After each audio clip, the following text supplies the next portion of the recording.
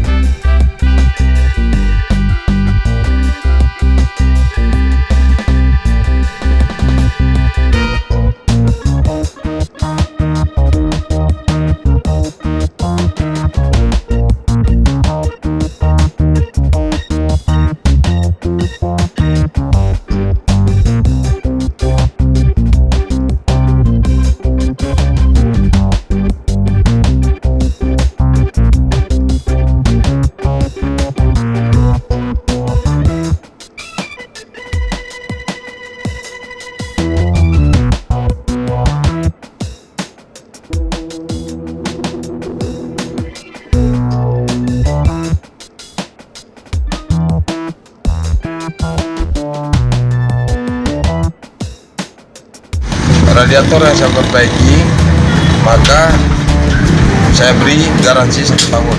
Apabila radiator yang saya perbaiki rusak selama 1 tahun itu, maka radiator nggak saya minta kembali ongkosnya. Kan itu baik kan? Saya perbaiki secara baik lagi.